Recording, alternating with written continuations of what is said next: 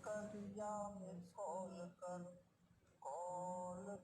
या मिस कर, miss call नहीं तो मैसेज कर, कॉल कर या मिस कर, कॉल कर या मिस कर, मिस कॉल नहीं तो मैसेज कर, जो भी करना है तू कर पर कर कर कर, कॉल कर या मिस कर, मिस कॉल नहीं तो मैसेज कर, कॉल कर या मिस कर, मिस कॉल नहीं तो मैसेज कर, जो भी करना है तू कर पर कर कर कर, जो भी करना है तू कर पर कर कर कर, तू है मेरे दिल का टुकड़ा, तू है मेरे दिल का टुकड़ा,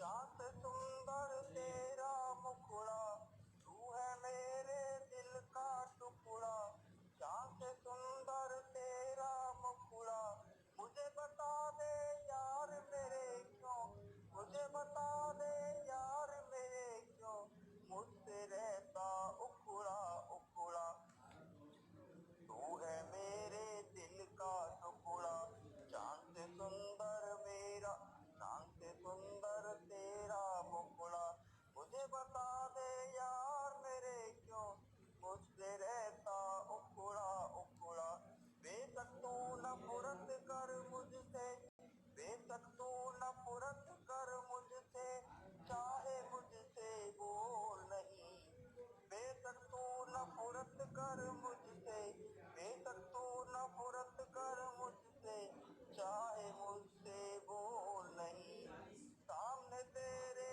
जब भी आऊं, सामने तेरे जब भी आऊं, बेशक आंखें खोल नहीं, सामने तेरे जब भी आऊं, बेशक आंखें खोल नहीं, तू है मेरे दिल का टुकड़ा, चांद से सुंदर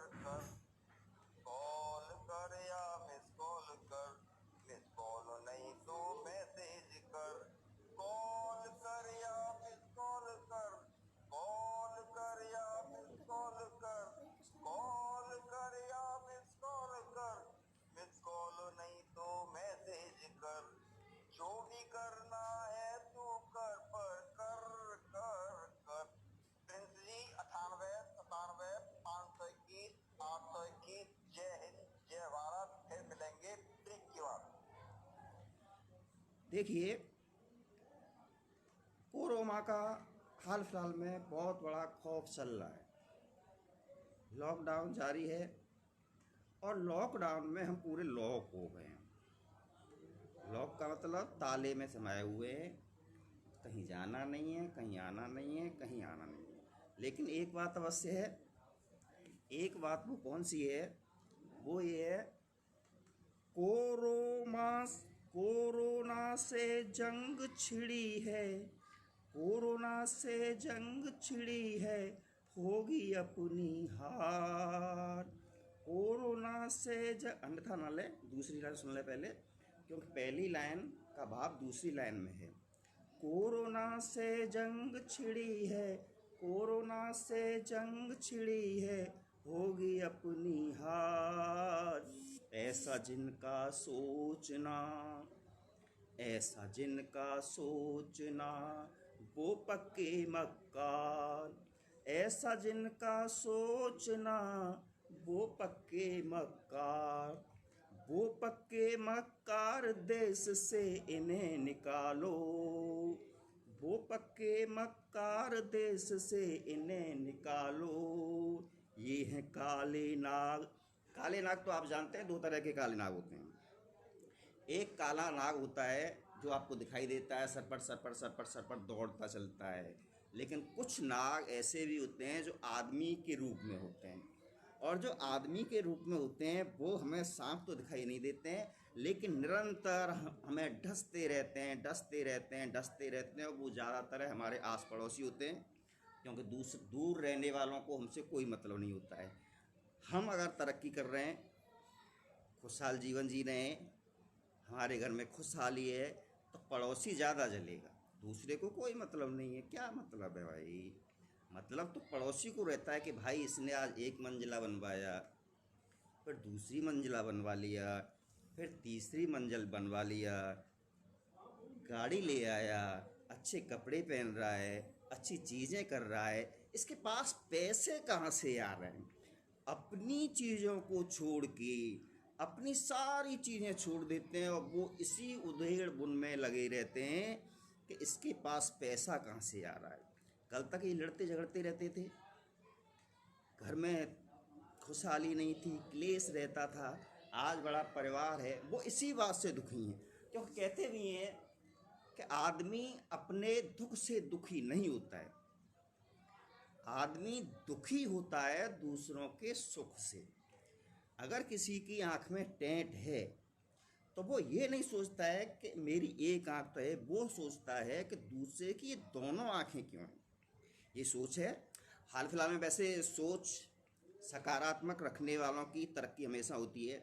जो दूसरों के प्रति अच्छी सोच रखता है वो हमेशा खुशहाल रहता है और प्रभु की कृपा बनाए रखता है। जैसे हम बहुतों से सलाम करते हैं, सलाम अलैकुम, नमस्कार, और वो भी दुआ देते हैं कि भगवान तुम्हें खुश बनाए रखे। लेकिन जो हमसे ये आशीर्वाद दे रहे हैं या दुआ दे रहे हैं कि भगवान आपको खुशहाल बनाए रखे, आपको खुश रखे, और जो बड़ी बूढ़ी अम्मा है वो तो कहते हैं पीपल की तरह बड़ा हो जा, इतना बड़ा हो जा, जज बनियो, मिनिस्टर बनियो। लेकिन अगर किसी के पास पुण्य की गठरी नहीं है, अगर पुण्य की गठरी नहीं है, तो उसका आशीर्वाद कोई भी मायने नहीं रखता है। और हमने देखा भी है, जब कोई भी व्यक्ति मंदिर में पूजा अर्चना करने के लिए जाता है, भगवान के आगे घी का दीपक जलाता है, अगरबत्ती जलाता है और प्रसाद भी चढ़ाता है। लेकिन घर में आके ये दूध फन गो, पाई कैस फैल गो, बंदर चप्पल ले गो, भगवान को भूल जाते हैं, यानी भगवान की तरफ बिल्कुल ध्यान नहीं जाता है। और आपने देखा भी होगा कि कब कोई भी रामायण पढ़ रहा हो और पानी की टोटी खाली चल रही हो, अरे लल्लू कहाँ रे, क्या गला बंद कर, फिर रामायण शुरू हो गई, राम भजन राम भजन राम भजन राम भजन। फिर बंदर चप्पल ले गयो, ओ सुन रहे हाँ ले, बंदर चप्पल ले गो। फिर चौपाई शुरू हो गई, रामायण शुरू हो गई, सब चीज़ शुरू हो गई। लेकिन दुनिया में समाया हुआ है, दुनिया में उसे रामायण से कोई मतलब नहीं है। बंदर चप्पल कब ले गया, दूध किसने फैलाया है, ये क्या हुआ वो क्या हुआ। लेकिन बात हमारी नमस्कार, आपको अच्छी लगे तो लाइक करना, वरना आपको पता है कि दुनिया ऐसे ही चलती रहती है, ऐसे ही चलती रहेगी। लेकिन मेरी कामना है कि सभी बच्चे अच्छा पढ़ें, अच्छा लिखें, और कागा रोल में जिन बच्चों ने जो पद मुकाम हासिल कर लिया है उनसे भी आगे जाने का प्रयास करें, उनसे भी आगे जाने का प्रयास करें। क्योंकि आगे जाने वाला, और अभी टेलीविज़न पर एक धारावाहिक आ रहा है चंद्रगुप्त मौर्य, पढ़ने वाले बच्चे अगर उसको देखें तो आगे बढ़ने के लिए, तरक्की करने के लिए और दुनिया में नाम करने के लिए कितनी कठिन मेहनत करनी पड़ती है, कितना कुछ करना पड़ता है, ये आपको मालूम पड़ जाएगा। तो मेरी तरफ से आप चंद्रगुप्त मौर्य को अवश्य देखें, और इंटर तक के बच्चों को कम से कम जो स्क्रीन टच फ़ोन आता है उसको कतई न दिलवाएं। क्योंकि उससे क्या होता है, अगर आप अपने बच्चे को 11-12 तक स्क्रीन टच फ़ोन दिलवा देते हो तो उसका ध्यान पढ़ाई से हट जाता है। और इसमें एक चीज़ और, जब ध्यान फ़ोन आ गया, ध्यान दूसरी तरफ जा रहा है, दूसरी तरफ ध्यान एक बार चला गया, क्योंकि नेगेटिव चीज़ हमें अपनी ओर खींचती है और अच्छी चीज़ें हमें पसंद नहीं आती हैं। और जब टाइम निकल जाता है, और एक कहावत भी है, कहते हैं कि अगर किसी खेत में पक्षी दाना चुग रहे हों, सब दाने चुग जाएं, फिर आप पहरेदारी करो तो उससे कोई फ़ायदा नहीं। फ़ायदा लगता है आपको? लगता हो तो बताइए, नहीं लगता है तो मत बताइए, ये आपकी मर्जी है। क्योंकि जो दुनिया में होता आया है और होता भी रहेगा, और दुनिया ऐसे ही चलती है, ऐसे ही चलती रहेगी। लेकिन बुजुर्गों की, माता पिता की, उनकी सेवा करना सबसे बड़ा पुण्य का काम है, और उनकी सेवा करनी चाहिए। क्योंकि आप अगर सोचते हो, आज आपकी उम्र 18 साल है, 20 साल है, 25 साल है, 30 साल है, आप सोचते हो कि इसी उम्र में रहोगे, यूँ खेलते कूदते रहोगे, यहीं चीज़ें चलती रहेंगी, लेकिन ऐसा कुछ नहीं होता। जब आप 60-65 साल के हो जाओगे तब आपको एहसास होगा